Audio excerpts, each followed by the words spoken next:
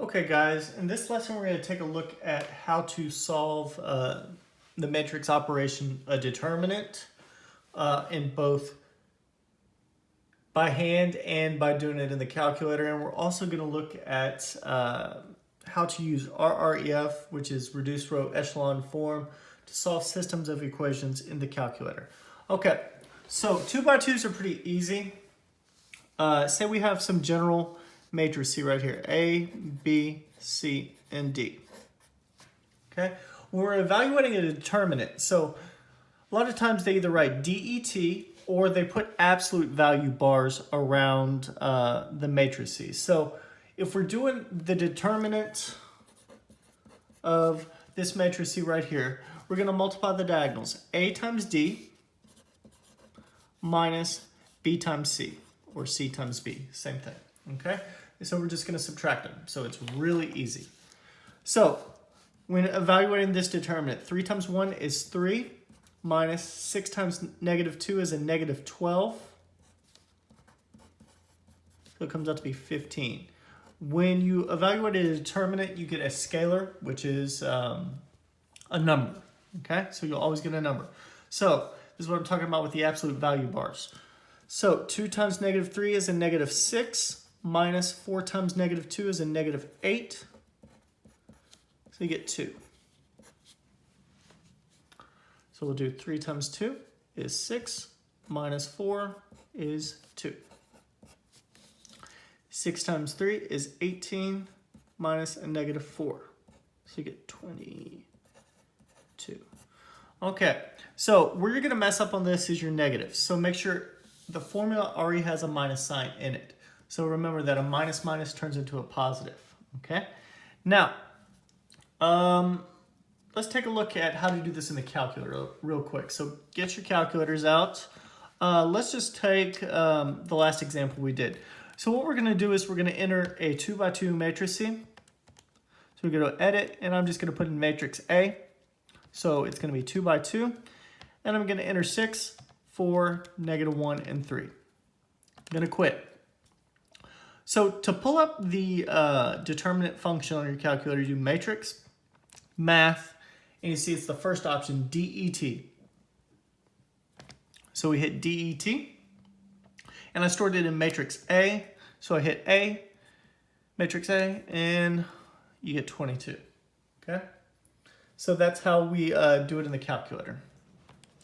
Now, 3x3s are going to be a little bit different. So it's going to take you a couple examples to get the hang of this. So there's two methods. I like to do, I think this is called expansion by minors maybe. There's another method where you like write down the last two columns and you multiply, and you go backwards. I don't like doing it that way. So what we're going to do is we're going to start off by writing the top left entry, okay? So it's a 2. So write 2. Now, I'm going to cover up everything that intersects that 2. So like that. So I have that little matrix down there. So I'm going to do 2 times a negative 3 is a negative 6 minus a negative 8. Okay, so you're going to evaluate the determinant at this bottom corner. So negative 6 minus a negative 8. Okay. Now, we're going to write the middle top middle entry, and you get a negative 1. Now, you always alternate the signs of the second entry. So for this one, you always change the sign of whatever it is. And then I'm going to eliminate everything that intersects that 1. So I'm left with that matrix right there, that determinant. So we're going to do a negative 1 times a negative 3, which is 3, minus 1 times 4. Okay? And then the last portion of this is I'm going to write the top right entry, which is a negative 1. And I'm going to cross out everything that intersects that negative 1. So negative 1 times negative 2 is 2. 2 minus 2 is going to be 0. Sorry, I hit that. Okay? So we're going to get a 2 here. 2 times 2 is 4. 3 minus 4 is a -1. -1 times -1 is +1, so we get a 5. Okay? So on the next example, hopefully it makes a little more sense. And we're going to use the same method when we do cross product in physics. So if you hear something cross product, that sort of thing, it's going to be based upon this determinant theory stuff.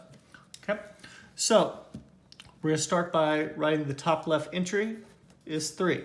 We're going to cover up everything that intersects that 3. So we get 2 minus 10.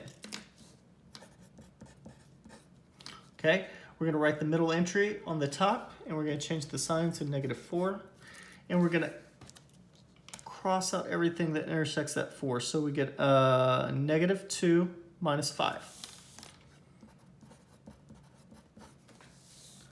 Okay, and then we're going to write down the last entry. The top right entry is 2.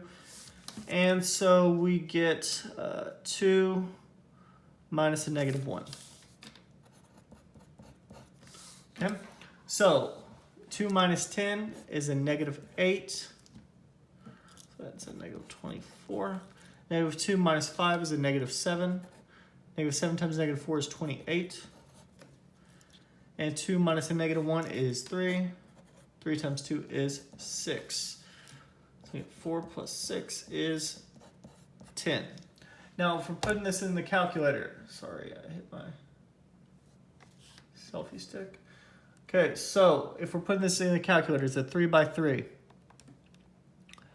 I'm just going to put a matrix A. So 3 by 3, I'm going to enter it 3, 4, 2, 1, -1, 5, 1, 2, -2. I'm going to quit. I'm going to go to matrix. My matrix menu. I'm going to hit math, DET, determinant, and I put it in matrix A. So store it in matrix A, and we get 10, just like we did on the paper. Okay, so anything above a 3 by 3, we're gonna have to do pretty much in the calculator. Anyone in the right mind would make you do a 4 by 4 by hand. Okay, so this is something you would see like in physics when we do a cross product between two vectors. It's pretty much the same thing, but we just have x, y's, and z's. So we're going to write our top left entry, so it's x. And we're going to cover everything that intersects the x up. So it's going to be -4 times 3 is a -12 minus a -4. We're going to alternate the sign, minus y. Okay, 2 times 3 is 6 minus a -6. And then we're going to write the z. And we're going to cross out anything that intersects the z. So 2 times 2 is 4 minus a -12, like that. So this becomes a -8x minus 12y and plus 16z. Now there's no way to check that in the calculator because you got variables. So that's why you have to know what you're doing. Okay, so next couple of questions says solve for x in the following determinants. You may have to use your calculator. Okay, so remember this is determinant, it's not absolute value. So 2 times 5 is 10 minus 4x is equal to 25. Okay, to solve for x, we're going to subtract 10 to the other side. So 25 minus 10 is 15. So x is going to be equal to a -15 over 4. That's it. Okay, now we got a 3 by 3. So remember on a 3 by 3, when we're doing a determinant, we write the top left. And we're going to cross out anything that deals with the top left column. So 2 times 4 is 8 minus 3. We're going to alternate the sign of the middle entry on the top. And we're going to do 0 times 4 is 0 minus a -3. And then we're going to cross out, we're going to do a 5. So cross out the 5. So 0 times 1 is 0 minus negative 2 is equal to 10. Okay, so 8 minus 3 is 5, so this is negative 5 minus 3x. That becomes positive. And let's see, plus 10 is equal to 10. Okay, so we're going to go solve for this. So 10 minus 10, so move everything to the other side. So you get x is equal to negative 5/3. Now, the reason why I said you might have to use your calculator on this, because sometimes there's multiple x's, sometimes you get squareds, all kind of stuff. UIL, we do questions like this on calculator that sometimes give us some sort of, say you have multiple x's in there, when you get an x squared, you might have to use your zeros function to solve for it.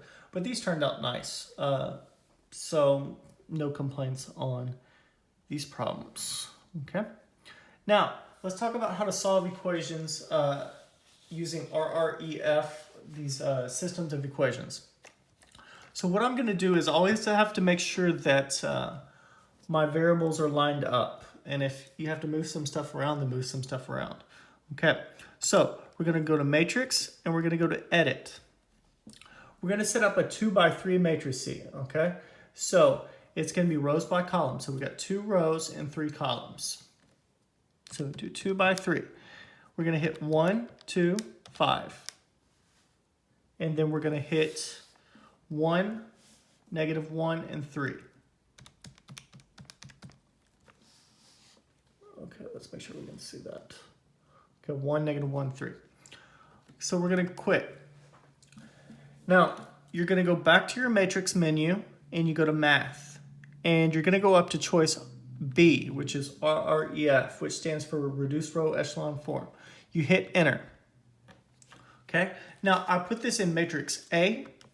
So I go back and I'm going to choose matrix A. And it looks like I have 3.66, blah, blah, blah, and 0.6666. And I have this 1001. This is called the identity matrix. So you'll have a diagonal of 1s. If you don't have a diagonal of 1s, then you screwed up on something and you can't solve it.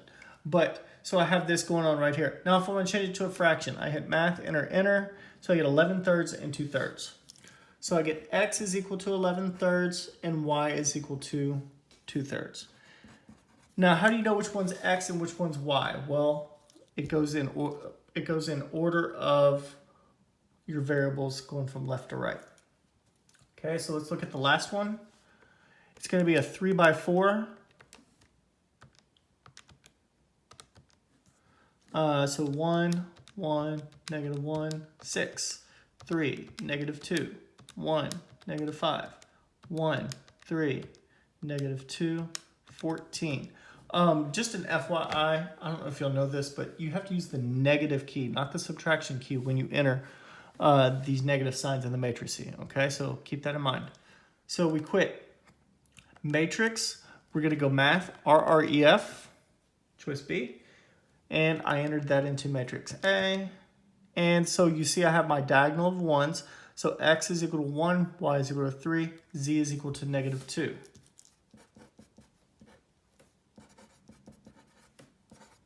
So this is a really quick way of checking your work using matrices, just like I did whenever I didn't know if I messed up or not.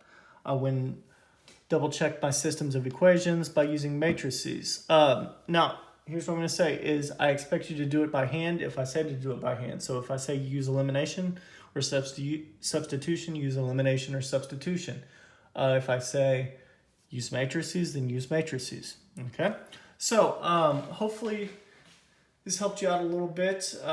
You're probably not going to see too much matrices on your SAT or ACT. But on a calculator section, like that ticket question that we looked at or the bank investment questions that we looked at, it's really quick if you do matrices instead of having to do it out by hand. So, and we also use this RREF a lot in physics when we're balancing out forces and all that other stuff. I wish I would have had someone teach me that when I was in high school. It's a pretty good trick. So this has been Determinants and RREF example problems. Thanks and have a good night.